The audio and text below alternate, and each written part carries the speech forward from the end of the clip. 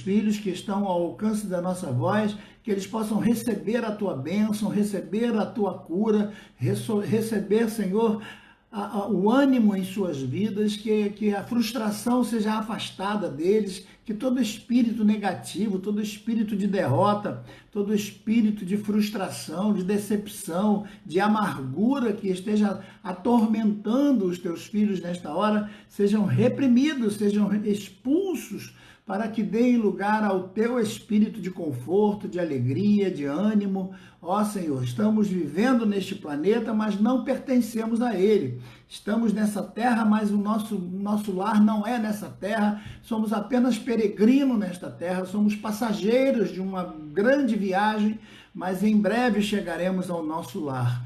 Então, Pai, dá a cada um o teu espírito, a tua calma, o teu prazer de viver. É o que nós te pedimos agora em nome de Jesus. Amém e amém. E os conceitos da escrita bíblica para que a gente possa entender. Então, o tripé da escritura sagrada foi montado nesses três pilares. Primeiro, a tradição oral, aquilo que passava de pai para filho. Não sei se há alguma dúvida, é importante que você escreva aí se há alguma dúvida. Então, nem tudo que está na Bíblia, Deus abriu a boca e falou claramente para que o escritor sagrado escrevesse, nem tudo. Algumas coisas o escritor sagrado sentiu a inspiração de Deus, a inspiração, a vontade, o desejo, não é? Aquela coisa de, poxa, eu vou fazer isso, estou sentindo no meu coração de fazer isso, é um desejo que eu estou sentindo. Então, ele foi lá e fez. Então, a inspiração está no fazer, né? E eles foram inspirados por quais canais? O primeiro canal que motivou eles a escrever foi passar as tradições orais, aqueles ensinamentos de cultura, de sociedade, de acompanhamento que os pais passavam para os filhos. Expliquei por que hoje a maioria das nações onde existe um regime totalitarista, ditador, né, comunista, sei lá o quê, eles são contrários à família, porque eles não querem esse laço de pai e filho, de mãe e filho, porque eles não querem essa noção de conhecimento da origem. Por isso que no mundo dos ataques, das guerras, quando eles invadiam uma nação, a primeira coisa que eles faziam era matar todo mundo, e aqueles que podiam trabalhar eram feitos escravos e separava. Logo a criança era separada dos pais, nunca mais ia ver os pais, para não ter nenhuma influência dos pais, né?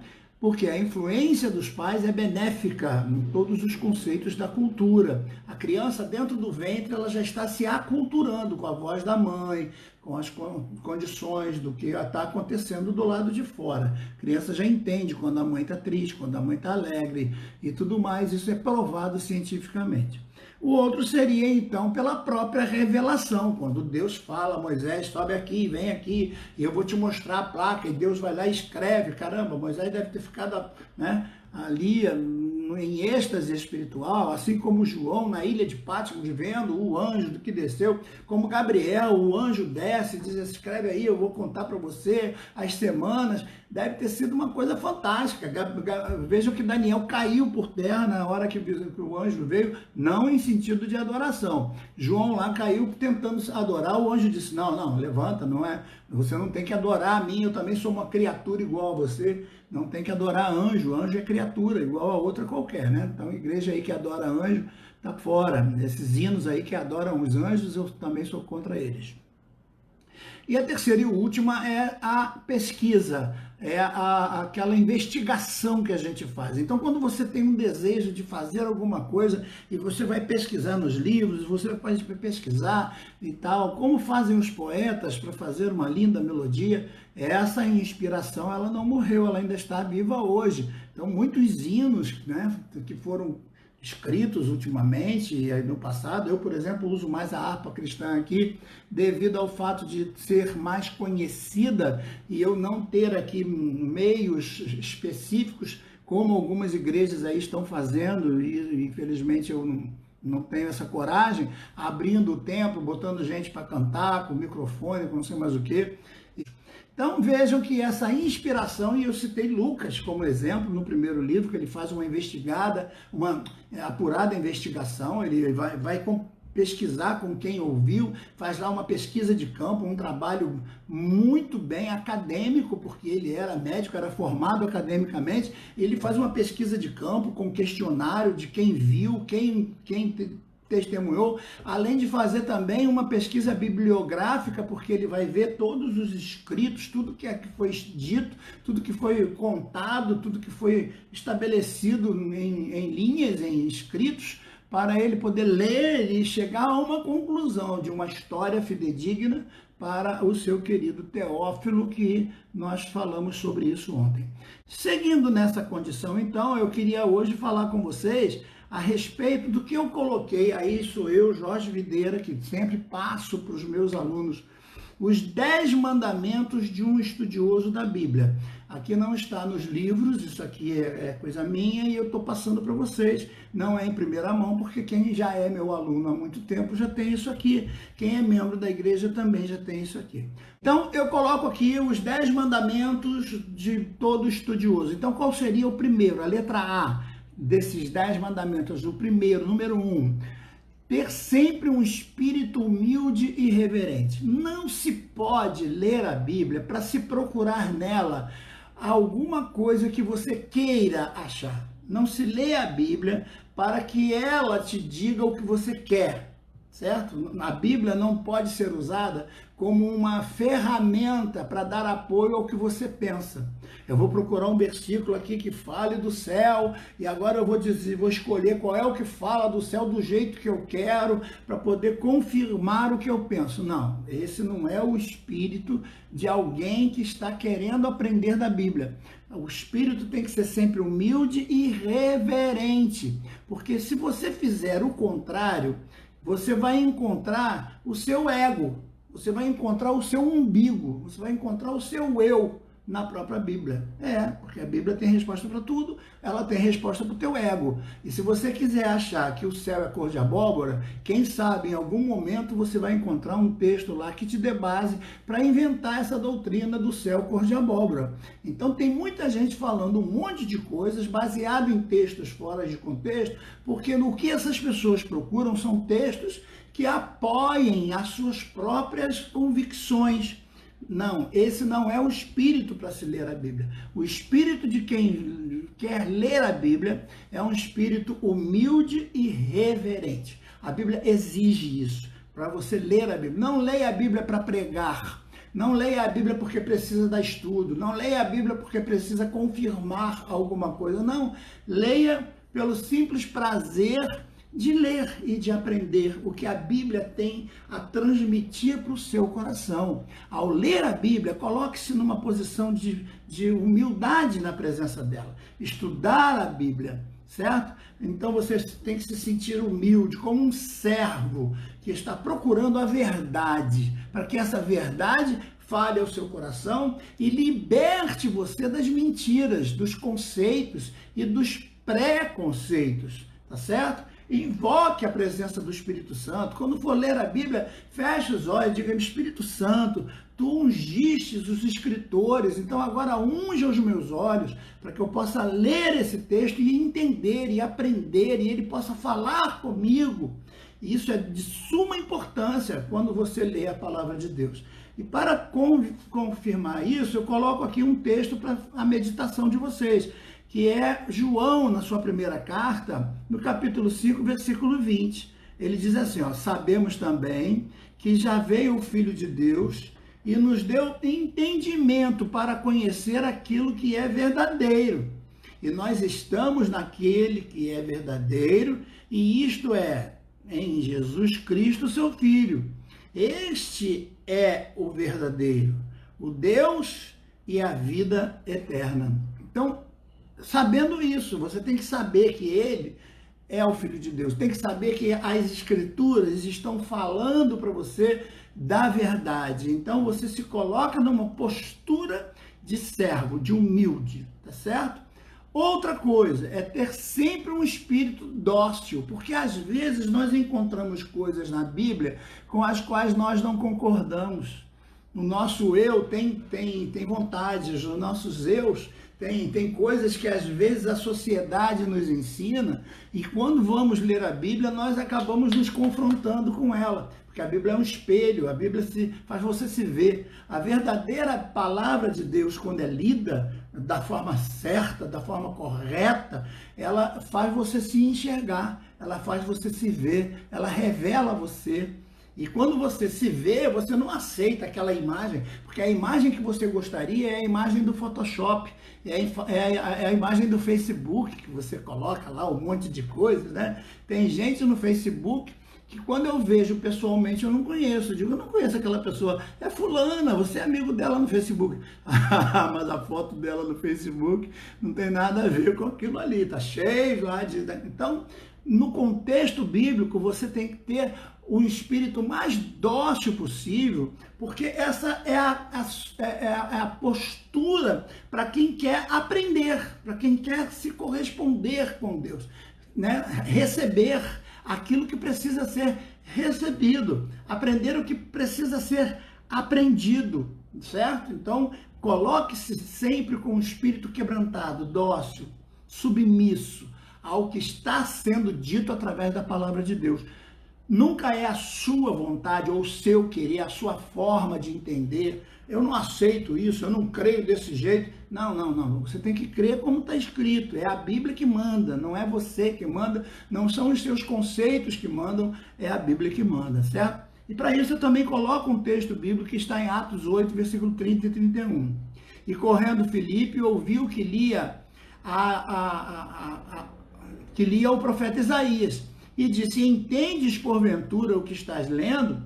E ele respondeu, pois como poderei entender se alguém não me ensinar? Ele responde com uma pergunta. Filipe faz uma pergunta para o eunuco, você está entendendo o que você está lendo? E ele diz, como que eu vou entender se alguém não me ensinar? Olha o espírito dócil, olha o espírito quebrantado para querer aprender. Eu quero aprender, eu preciso de alguém que me ensine. E esse camarada era um camarada rico, era representante da rainha. Ele poderia dizer, não, eu não preciso de ninguém para me ensinar. Como a maioria dos obreiros que a gente tem por aí, dos pastores, dos grandes nomes de fama, que nunca sentaram numa cadeirinha para aprender teologia, aprender com um professor, né, se quebrantar. Eu peguei vários na história da minha vida que diziam que já sabiam muito, não precisavam de teologia, para quê? Não precisam sentar numa cadeirinha, ficar aturando professor falando coisas que eles já sabiam,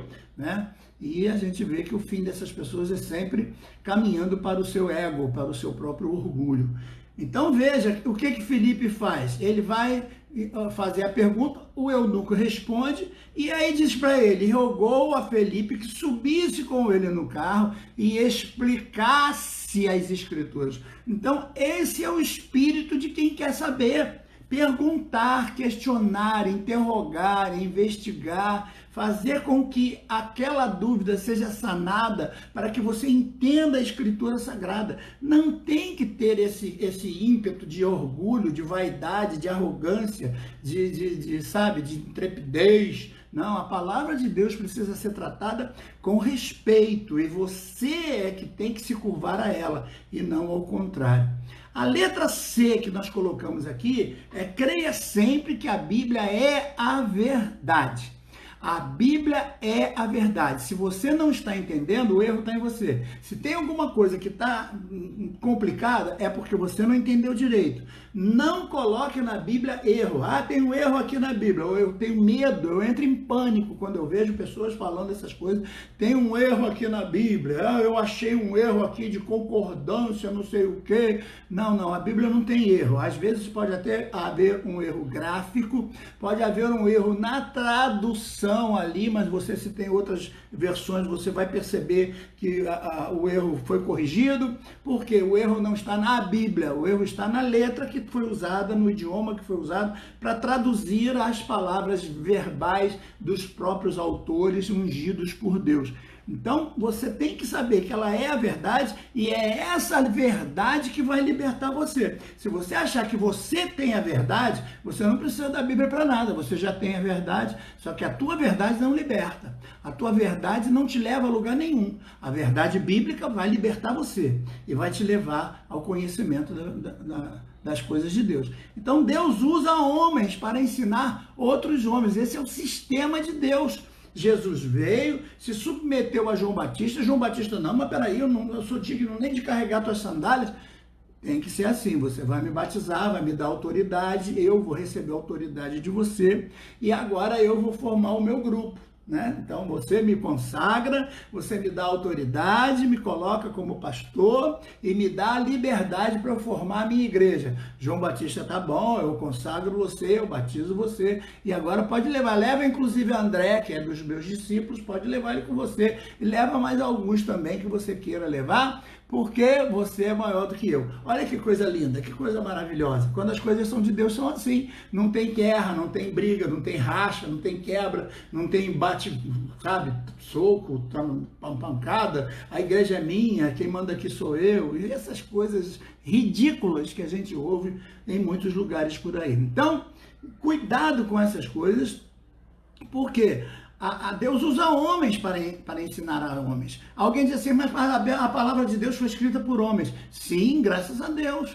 Já pensou se fossem escritas por quê? Por ratos, por camundongos, por tartarugas? Não, é homem ensinando homem. E nós temos que ter a humildade para entender que Deus usa homens para ensinar homens. Você que está me ouvindo agora tem que ter a humildade para saber que Deus me deu um dom, e esse dom é ensinar. E eu tenho dedicação nesse ensino, então eu pesquiso. Aquilo que eu não sei, eu procuro aprender para passar para você. Se eu cometo um erro, me coloque aí o erro, que eu vou analisar o erro e tem que haver em mim hombridade suficiente para chegar aqui e dizer, irmãos, eu falei uma burrada ontem, deixa eu me corrigir aqui, eu não estava certo, mas graças a Deus alguém me alertou do meu erro e eu estou pedindo perdão. E volto com a minha vida normalmente, porque errar é humano. Todos os homens vão cometer erros, todos aqueles que falam muito erram muito mais, certo? Vocês estão aí caladinhos me olhando, mas eu estou falando aqui quase uma hora todos os dias, seguindo sequência, todos os dias. Eu vejo por aí muita gente que fala, canta um louvorzinho e tal, e fica mais conversando com o povo. Aqui não é isso, aqui é Bíblia do começo ao fim, aqui é Bíblia do princípio ao fim, a gente fala o tempo todo da palavra. Então é quase uma hora todos os dias, é uma sequência, e você percebe que não tem enrolação, é Bíblia, não tem argumento humano, não tem ideia das teologias humanas lá, das linhas de pensamento de ninguém. Não, a gente não quer saber de Calvino, nem de Armínio, nem de seja lá quem for, o nosso assunto aqui é Bíblia, é o que está escrito, certo? Então sempre pense que os ensinos da Bíblia vêm para ensinar, para te melhorar, certo? E podem contradizer os teus próprios pensamentos. A Bíblia confronta, a Bíblia põe na parede, a Bíblia aperta você. Então saiba disso. Se isso está acontecendo com você, libere, deixa Deus falar com você para transformar o teu eu, certo? A gente tem que aprender a se posicionar. Tá? Tinha muita gente batendo no peito aí que era o Todo-Poderoso. Bastou um vírusinho, uma coisinha insignificante que ninguém vê e pronto, botou o homem no chão. O ser humano está no chão, ajoelhado diante de um vírus invisível. Então, para você ter uma ideia de como o homem é fraco. Então, não adianta querer bater o peito, se esticar todo, achar que é o dono da sabedoria, é o rei da cocada preta, porque não é. Ninguém é rei da cocada preta, nem da branca, para não haver racismo, né? Tem a cocada branca também, que é tão gostosa quanto a preta, eu não posso nenhuma das duas, por causa da diabetes. Então é importante você ver isso. Olha Atos dos Apóstolos, capítulo 11, verso 12, diz assim, ó: disse-me o Espírito que eu fosse com eles, sem hesitar, e também e estamos todos em casa. Veja, então o Espírito falou, ele sem hesitar, aceitou o que o Espírito disse, e foi, e fez. Então, não é para tratar a palavra de Deus com esse tipo de argumento. Você tem que se quebrantar, se deixar levar, tá certo? Outra coisa muito importante, letra D de dado. Saiba que a Bíblia é sempre clara. A Bíblia é sempre clara. A palavra de Deus esclarece, ela é luz, ela tira as trevas. Se alguma coisa está escurecendo, se alguma coisa não está clareando, está complicando, é porque tem alguma coisa lá dentro, certo? Então eu tenho aqui um livro, que é a Bíblia Sagrada. Para eu colocar alguma coisa aqui dentro, eu vou criar problema, porque isso aqui não pertence, não encaixa. Como é que eu vou colocar isso aqui dentro da Bíblia e vou achar que está legal, vou achar que está normal? Né? Não, minha Bíblia é uma Bíblia diferente, porque é minha, eu fiz do meu jeito, olha só que Bíblia maravilhosa que eu fiz do meu jeito. Não, peraí, você está colocando coisas que não tem nada a ver com ela. Então, assim é a mente humana. Para que você possa adquirir conhecimento através das informações que eu estou passando para você, você tem que arrumar o arquivo, dar uma arrumada. E tem coisas que elas só vão encaixar se você tirar o que estava atrapalhando. Então você tem que abrir mão de certos conceitos, você tem que abrir mão de certos pensamentos, de certas ideias, de certas coisas que estão fundamentadas como regras para você, para que você possa aprender novas coisas, para que você possa discernir novos horizontes, para que você possa caminhar além daquilo que você já caminhou. Então a vida é sempre uma vida de aprendizado. A palavra de Deus se renova todos os dias. Então, não fique aí pensando que você tá, eu não entendo, a Bíblia é muito complicada, nada. Não existe ponto na Bíblia que não seja claro. Basta que você procure um ensinamento verdadeiro, certo? Então, o cristianismo e suas doutrinas são sempre claras. Você só precisa entender com alguém que saiba te explicar, tá certo? E eu coloquei aqui um versículo sobre Jesus falando sobre isso, lá quando ele fala, e João escreve, João 5, verso 39, ele diz assim, ó, examinai as escrituras, porque julgais ter nelas a vida eterna, e são elas que dão testemunho de mim. A Bíblia toda dá testemunho de Jesus. Pega esse texto, guarda que já já eu vou dizer o que Jesus, como Jesus está em cada livro da Bíblia, certo? Em cada livro da Bíblia, Jesus é o ponto fundamental. Jesus é o Senhor de cada livro da Bíblia, ele é apontado por cada livro da Bíblia, ele está em todos os livros da Bíblia. Eu vou dar essa tabelinha para vocês e vai estar na apostila nova. E isso não é meu, isso já vem de anos e anos. O primeiro a sair com isso foi em 1973, por um escritor chamado J. Cabral, já é falecido, que escreveu o primeiro livro de introdução bíblica que eu comprei na minha vida. Foi do J. Cabral, falecido. Ele depois saiu, ele foi da Igreja Metodista Israeliana um tempo, também saiu, depois foi para a Universal. Foi ele que escreveu Religiões, Seitas e Heresias. É um ator muito famoso, muito conceituado, né, mas que já faleceu, já dorme com o Senhor. Então, é importante que a gente entenda que a Bíblia é sempre a verdade, e essa verdade está sempre querendo nos libertar. Então, é preciso que a gente pense nesse conceito e que aceite. A gente também precisa saber que a Bíblia é sempre clara. Então, examinar as Escrituras da forma correta. Como é que a gente examina um produto quando quer comprar? Quando você vai comprar um sapato, você pega na caixa e leva para casa, ou você vê se tem defeito, vê se não tem alguma coisa errada? Aí a Bíblia também tem que ser examinada. A palavra de Deus tem que ser examinada, certo? Então é isso que a gente tem que entender, porque senão tem gente fazendo perguntas ali, mas agora eu não estou conseguindo ler. Eu prometo que respeito a sua pergunta e vou responder em nome de Jesus, tá bom? Não dá para eu parar aqui agora, inclusive porque o tempo já foi embora. Uma outra coisa de suma importância que a gente tem que entender é que a Bíblia sempre tem que ser comparada com a própria Bíblia. Você não pode pegar um texto isolado e criar dali uma regra, porque não há confirmação. A Bíblia interpreta a si mesma.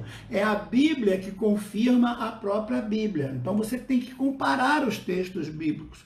Quando você lê, por exemplo, Mateus 12, do 3 ao 5, você vai encontrar a mesma coisa sendo escrita também por Mateus 19, do 3 ao 6, também por Lucas 24, do versículo 27. Então, a Bíblia, ela interpreta a si mesma, e outros escritores falam sobre os mesmos assuntos de forma mais clara, a fim de que tudo seja esclarecido. Não há nada oculto, nada encoberto, nada que não seja revelado, desde que você queira aprender, desde que você dispense um tempo para fazer isso, ler, examinar e meditar na palavra de Deus, certo?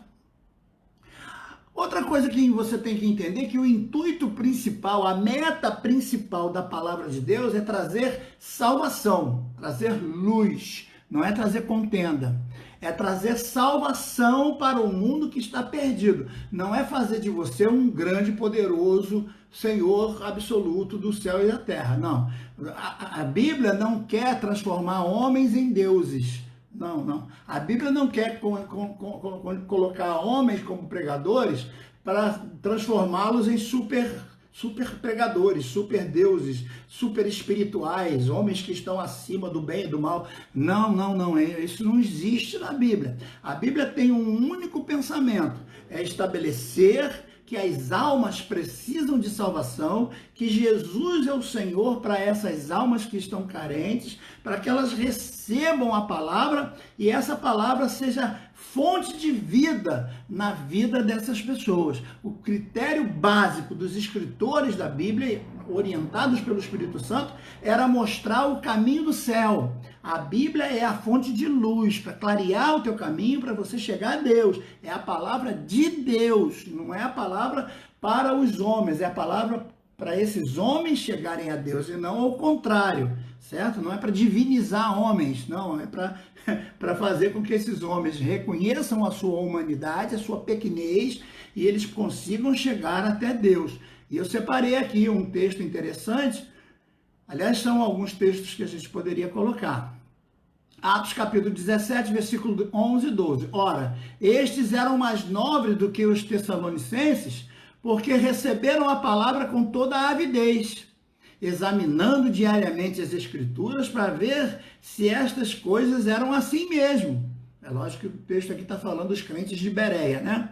De sorte que muitos deles, bem como bom número de mulheres gregas de alta posição, e não poucos homens acreditaram no Senhor. Então veja, porque eles analisaram o que Paulo estava pregando, o que os pregadores estavam pregando, foram lá ler nas Escrituras, era verdade. Aquilo que eu estou falando aqui agora, você tem que ler na Bíblia e ver se é verdade o que eu estou falando, e se é verdade o que eu estou falando, deixa os conceitos antigos de lado. Viva a verdade. Ah, mas o homem que tem a mão sobre a minha cabeça, que é o meu tutor espiritual, é o dono da minha alma, ele disse que se eu não seguir conforme ele quer, ele vai me jogar no inferno. Não, filho, não acredita nesses donos de alma, porque a alma, ela só pertence a Deus, e uma vez que você aceita Jesus, você está livre de cabresto. Não vá atrás dessas coisas, dessas maldições, porque tem muitas religiões por aí que dizem isso. Se você abandonar, o santo vai matar, o santo vai fazer mal à família. Eu tive uma irmã uma vez que não queria sair lá da religião que ela estava, porque ela tinha medo lá de um tal de índio lá que disse para ela que se ela se afastasse, ela ia fazer mal, o índio ia fazer mal ao filho dela. E aquelas coisas todas, certo? Então, o intuito da Bíblia é sempre salvação, tá certo? Letra G, o intérprete da Bíblia é sempre o Espírito Santo. É sempre o Espírito Santo. Ele te dá uma resposta que você acaba entendendo. Às vezes não é o que você queria, mas é o que você precisa. Infelizmente, muita gente quer receber o que gosta, né? Quer receber o oba-oba, quer receber o parabéns, é isso mesmo, continua, vai fundo. Ah, pastor, pequei. Ah, todo mundo peca. Vai lá, minha filha, peca de novo. Pastor, eu cometi um erro. Ah, que glória a Jesus, que bom, porque você é um ser humano. Vai lá e peca de novo. Não, não, não. A palavra de Deus, ela nos ensina que a orientação do Espírito Santo é para nos trazer comportamento de humildade, de reverência, de quebrantamento diante do Senhor. Então, é importante que você seja essa pessoa. Veja o que o apóstolo Paulo escreve aos Coríntios no capítulo 2, versículo 14. Ora, o homem natural não aceita as coisas do Espírito de Deus, porque para ele são loucura. E não pode entendê-las porque elas só se discernem espiritualmente. Então, se você está querendo aceitar as coisas de Deus, mas pensando na carne, você está preferindo os prazeres carnais. O adúltero não consegue deixar de ser adúltero se ele começar a pensar no prazer do adultério. O fumante não consegue largar o cigarro se ele pensar no prazer do cigarro. Então, se você está pensando em prazer carnal, não há como você ser uma pessoa espiritual. O espiritual, ele abandona os prazeres carnais para dar lugar aos prazeres espirituais. É isso que faz com que o homem seja realmente integrado com o Espírito para caminhar para o céu e ter essa firmeza no coração. Eu quero que você compare esse texto de Paulo aos Coríntios, capítulo 2, versículo 14, quando ele escreve a segunda carta a Timóteo, capítulo 3, 16, não dá tempo de eu ler agora, e também Pedro vai escrever a mesma coisa, quando ele fala no capítulo 2 da primeira carta, versículo 21. E Jó já falava isso lá nos tempos antigos, no capítulo 38, no capítulo 32, versículo 8. Vai estar na apostila que eu estou dando para vocês, tá certo? Outra coisa é ter uma vida dedicada à oração. Não adianta você só ler a Bíblia, ler a Bíblia, ler a Bíblia e não se dedicar à oração. A oração é aquele momento em que você está sozinho com Deus, que pode ser um momento de adoração silenciosa, não precisa ser com o joelho dobrado, o joelho não sei o quê, tem que ser embaixo da cama, tem que ser no monte. Não, o lugar não importa, o jeito que você estiver também não importa. O importante é que você esteja ligado com Deus intimamente. Pode ser dentro do carro, pode ser no trânsito, dentro do trem. Aquele momento ali é o momento de Deus. Aproveite esse momento. Um momento a sós com Deus. Não importa onde, pode ser cozinhando na sua panela lá, enquanto está mexendo na panela, está dando glória a Deus. Que nem diz o hino, eu vou dizendo glória a Deus. Eu vou dizendo glória a Deus, restaurou a minha vida, que eu pensava estar perdida, não me deixará jamais.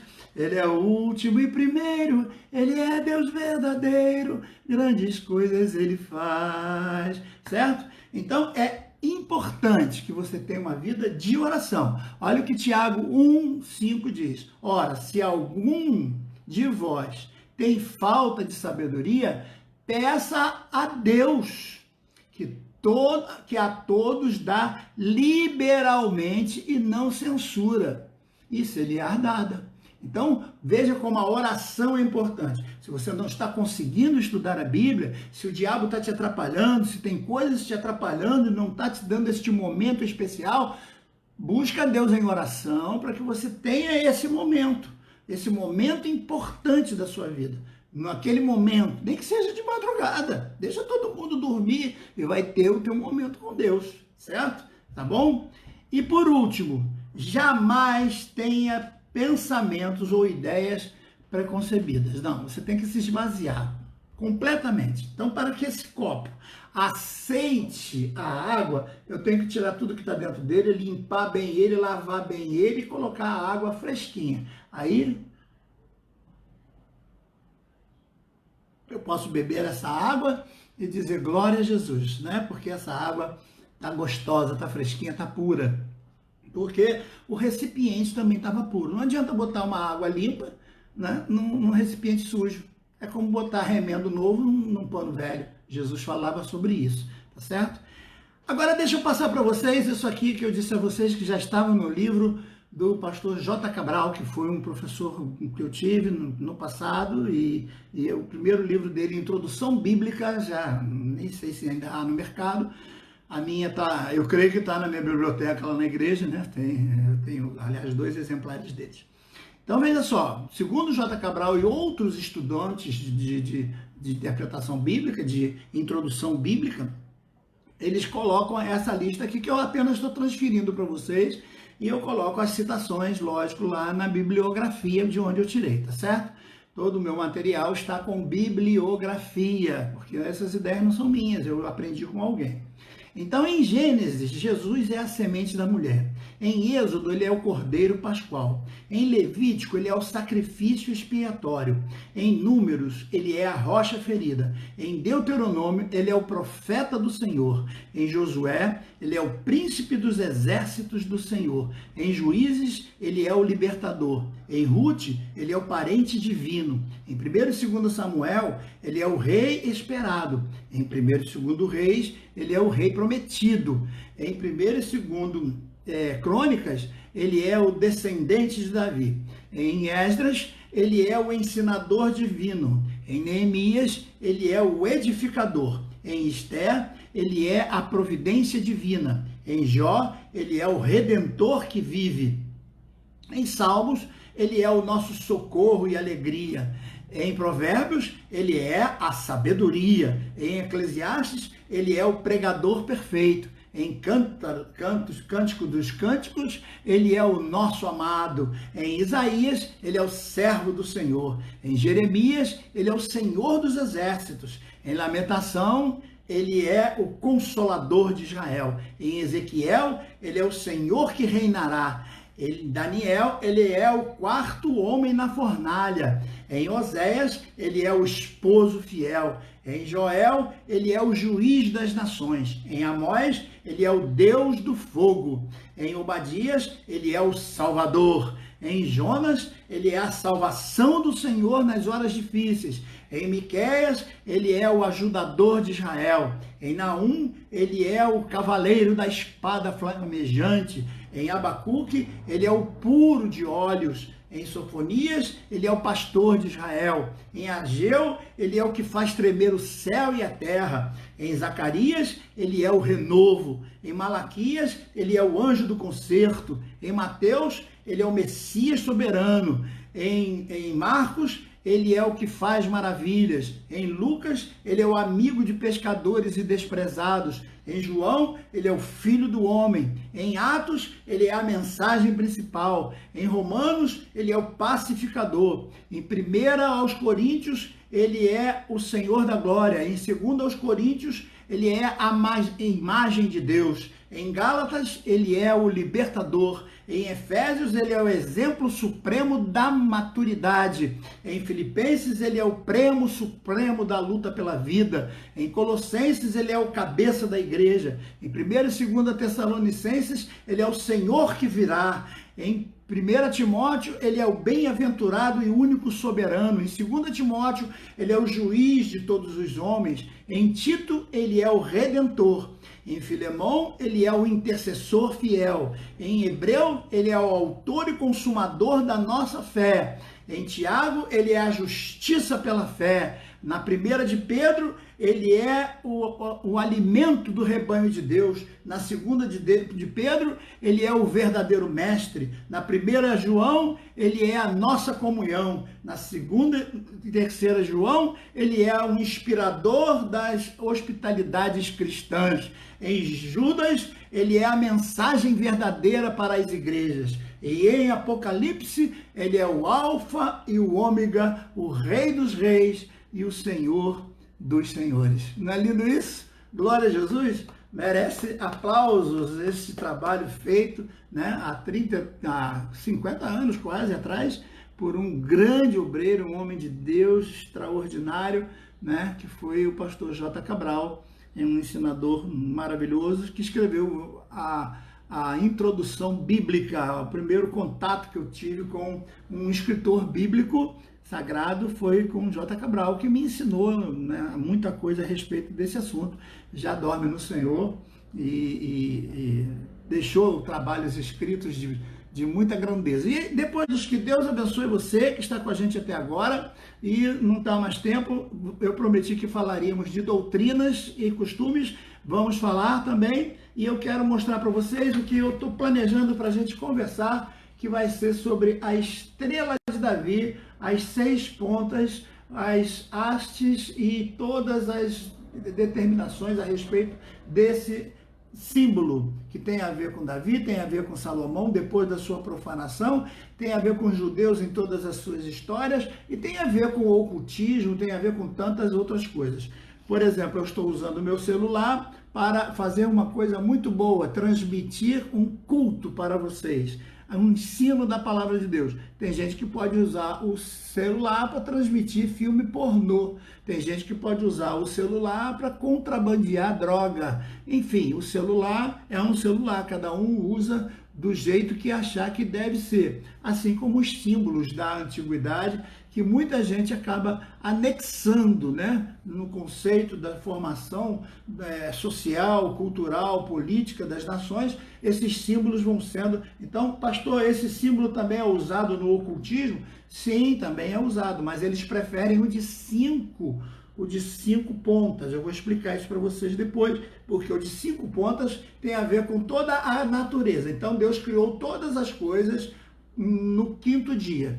No 6º ele fez o homem, por isso que o homem é o número 6. E no 7º, que é a perfeição de Deus, ele descansou. Então, o número 7 tem a ver com perfeição, o número 6 tem a ver com o homem, o número 5 tem a ver com a natureza. Por isso que o arco-íris daquele movimento que eu falei para você, da nova ordem mundial, só tem 5 cores, não tem 7. 7 é perfeição, ele só tem 5. Tudo isso tem a ver com o que está acontecendo hoje. Como que esse símbolo aqui, lá usado por Davi no seu escudo, também usado por Salomão para profanar o nome do Senhor com cultos pagãos, esse símbolo tem tudo a ver? Tem, foi usado por Hitler para marcar os judeus. É um símbolo que tem a ver e está na bandeira de Israel. É um símbolo de muita importância.